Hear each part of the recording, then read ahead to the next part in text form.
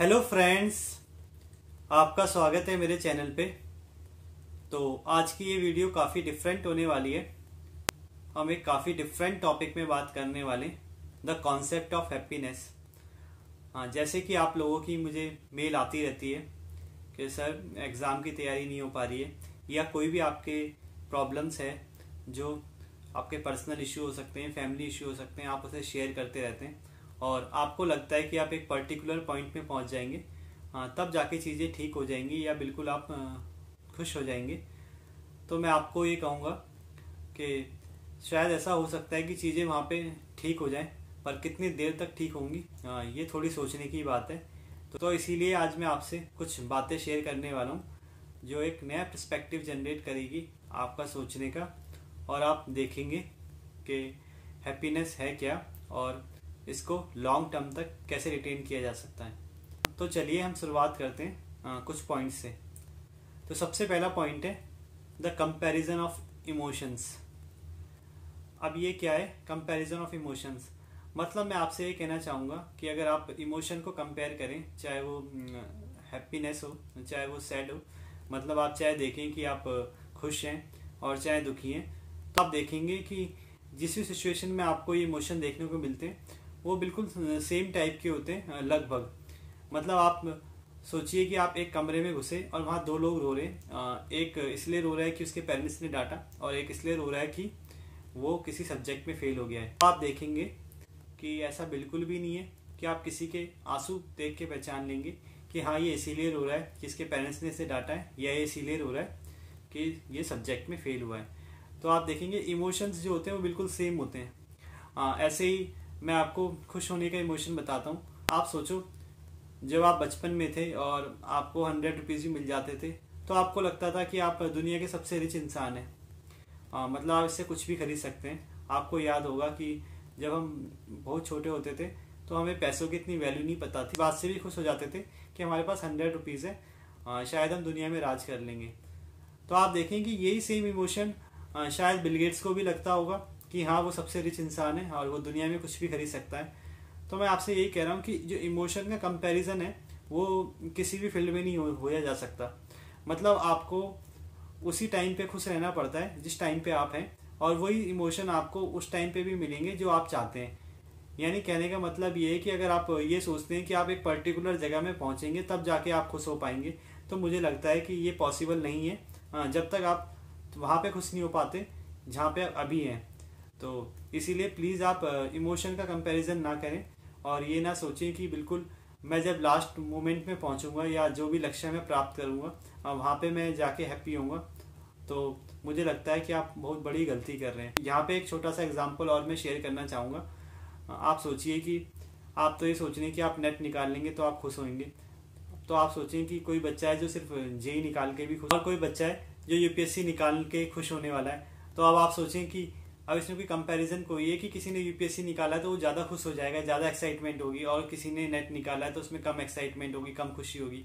देखो, आप जितनी मेहनत कर रहे हैं उतनी मेहनत दूसरा भी दूसरे एंट्रेंस के लिए कर रहा है, तो दोनों की मेहनत सेम है, तो दोनों की खुशी भी सेम ही मिलेगी एट द रिजल्ट लास्ट में। तो इसीलिए आप जिस मोमेंट में अगर आप वहाँ पे भी खुश हैं तो मुझे लगता है कि आप लास्ट वाले मोमेंट में भी उसी तरीके से खुश होने वाले हैं। लेकिन चीज़ें इसी के रिगार्डिंग कि सर फिर करना क्या चाहिए, कैसे अभी खुश हुआ जाए, तो मैं आपसे ये कहूँगा अभी के खुश होने का मतलब है कि आप प्रोसेस को एंजॉय करें, रिजल्ट की ना सोचें। मतलब जब भी आप जिस भी प्रोसेस में हैं और जिस भी गोल के लिए आप मेहनत कर रहे हैं या जहाँ भी आप पहुँचना चाहते हैं, तो आप अगर उस प्रोसेस को एंजॉय करेंगे ना, तो मुझे लगता है कि आप उतनी खुशी पहले ही पा लेंगे जितनी एक रिजल्ट की होगी। और रिजल्ट में बस इतना फर्क होगा कि वो जो आपको मिलेगा वो 1 दिन 2 दिन के लिए पूरा 6 मंथ की खुशी मिल जाएगी, पर उसके बाद वो बहुत फीका पड़ जाएगा। पर जब आप पीछे मुड़ के देखेंगे तो आप एनालाइज करेंगे कि जो आपका प्रोसेस की खुशी है वो बहुत लॉन्ग टर्म के लिए। कहने का मतलब ये है कि जब भी आप प्रिपेयर करें तो रोज खुद को ये सोच के प्रिपेयर करें कि आप ये जो मेहनत है उसे लॉन्ग टर्म के लिए याद करने वाले हैं, और इससे मोटिवेशन आप लाइफ टाइम तक लेंगे। मतलब आप जो भी आज करेंगे वो आपको बाद में याद आएगा। तो इस प्रोसेस को एंजॉय करें। अगर आपको आज 8 आवर्स पढ़ना पड़ रहा है तो खुश होइए कि हाँ मैं 8 आवर्स पढ़ पा रहा हूँ, पहले मैं इतना नहीं पढ़ पाता था, और या 10 आवर्स आपको पढ़ना पड़ रहा है, तो आप खुश होइए कि हाँ आगे भी अगर मुझे कोई काम करना होगा तो मैं ये याद करूंगा कि हाँ मैंने ये काम किया था, 10 आवर्स पढ़ा था, तो मैं ये काम भी कर सकता हूँ। तो मतलब अगर आप प्रोसेस को एंजॉय करेंगे तो आप देखेंगे डेफिनेटली आप रिजल्ट में कम डिपेंडेंट होंगे। और इसका मतलब ये नहीं कि आपका रिजल्ट बेकार आएगा। तो आप देखेंगे जब भी आपका रिजल्ट आएगा वो भी आपका काफ़ी अच्छा आएगा, क्योंकि आपने प्रोसेस को एंजॉय किया है। ये कुछ इस तरीके से है कि आप देखते होंगे कि आप मूवी देखने जाते हैं तो कुछ मूवी के जो एंड होते हैं वो अच्छे नहीं होते हैं, या कुछ मूवी के एंड जो होते हैं वो अच्छे होते हैं, पर आप लास्ट में किन मूवियों को याद रखते हैं? जिन्होंने पूरा एंजॉयमेंट दिया हो 3 आवर्स का या 2 आवर्स का, जो भी उनकी ड्यूरेशन है। आप उनके डायलॉग की बात करते हैं, उनकी एक्टिंग की बात करते हैं, यानी आप एक पूरे प्रोसेस की बात करते हैं, आप सिर्फ एंड की बात नहीं करते हैं। तो इसी तरीके से लाइफ में भी होता है। आप जिस भी गोल की तैयारी कर रहे हैं तो सबसे पहली बात तो ये है कि आप उस प्रोसेस को एंजॉय करें और देन रिजल्ट की सोचें। और यही एक चीज़ है जो आपकी कंसिस्टेंसी भी बना के रख सकती है। तो प्लीज़ इस बात पे ध्यान दीजिएगा, यही एक फंडा है लॉन्ग टर्म हैप्पीनेस का। थर्ड, अब आपका ये पॉइंट होगा कि सर नहीं, जो रिजल्ट आने की खुशी है या जो रिजल्ट में होगा शायद वो कुछ अलग होगा और उसे मैं कभी भी आज महसूस नहीं कर सकती और या महसूस नहीं कर सकता। तो ऐसा आप कैसे बोल सकते हैं? तो मैं आपसे ये कहूँगा ऐसा है कि आपको 1 दिन या 2 दिन के लिए ऐसा लगेगा कि आप 7वें आसमान में हैं, पर मेरा यकीन कीजिए तीसरे दिन आप अपने आप को उस आसमान से गिरते हुए भी पाएंगे, अगर आपने सिर्फ रिजल्ट की तैयारी की है या उस पल की तैयारी की है। तो एक छोटा सा एग्जाम्पल मैं आपको देना चाहूँगा। जब सीता माता जी राम जी के साथ वनवास में थी तब उन्हें सोने का हिरन चाहिए था, और जब वो लंका में पहुंची, सोने की लंका में, तब उन्हें वापस राम जी के साथ वनवास चाहिए था। तो कहने का मतलब ये है कि आपको कभी कभी लगता है कि आप रिजल्ट तक पहुंच जाएंगे या वहां पहुंच जाएंगे तो बहुत ज़्यादा खुशी होने वाली है। तो मैं आपसे कहूँगा आपकी खुशी 3-4 दिन के लिए ही आपको महसूस होने वाली है, बाद में आप उसी चीज़ को मिस करेंगे जहाँ से आप निकले हैं। तो इसीलिए मैं आपसे ये कहना चाहूँगा कि आप जिस भी पल, जिस भी टाइम जहाँ पे हैं वहीं पे खुश होने की कोशिश कीजिए। और आपने सुना भी होगा शायद कि या तो आप अपने काम से प्यार कीजिए और या वो काम कीजिए जिससे आप प्यार करते हैं, तो शायद आप अपनी खुशी को बरकरार रख पाएंगे। तो फोर्थ, आपको करना क्या चाहिए? तो मैं आपसे ये कहूँगा कि आपको वही करना चाहिए जो आपको पसंद हो, तभी जाके आप इस इमोशन को अच्छे से समझ पाएंगे। यानी आप लाइफ में जो भी करना चाहते हैं सिर्फ अपनी खुशी के लिए कीजिए। देखिए आप देखेंगे लास्ट में आप सिर्फ इंडिविजुअल हैं। प्लीज़ आप जो भी चीज़ें करते हैं वो सिर्फ अपनी खुशी के लिए कर सकते हैं, या जो भी फील्ड आप चुनते हैं वो अपनी खुशी के लिए चुन सकते हैं, जो भी फैसले आप ले सकते हैं सिर्फ अपनी खुशी के लिए कर सकते हैं। पर यहाँ पे एक छोटी सी बात ये ध्यान रखने की है, प्लीज़ आप अपनी हैप्पीनेस किसी दूसरे का दुख का कारण न बनाएं। मतलब आप खुद को खुश रखना सबसे बड़ी जिम्मेदारी है, पर किसी दूसरे की खुशी के कॉस्ट में नहीं, या किसी दूसरे को दुख पहुंचाने के कॉस्ट में नहीं। ऐसा नहीं है कि आपका बुलिंग करने का मन कर रहा है कि आपको तब मजा आता है तो आप किसी को बुल करने लगे। प्लीज़ ऐसा बिल्कुल ना करें।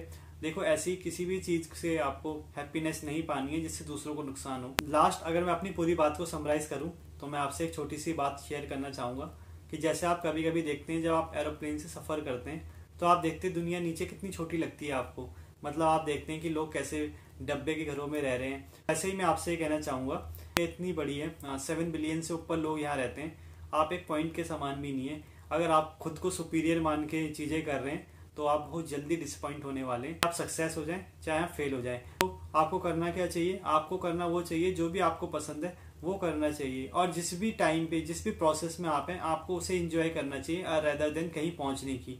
क्योंकि आप देखें आप कहीं भी पहुंच जाएंगे, आप एक पॉइंट के समान ही है और एक कोई दूसरा पॉइंट आपको मिल जाएगा जो आपसे आगे होगा। मतलब आप सोचें कि अगर आप प्रधानमंत्री बन जाएंगे तो आपको लगेगा आपको अमेरिका का प्रेसिडेंट होना चाहिए, और अगर आप अमेरिका का प्रेसिडेंट बन जाएंगे तो आपको लगेगा कि दुनिया का आपको सबसे रिच इंसान होना चाहिए।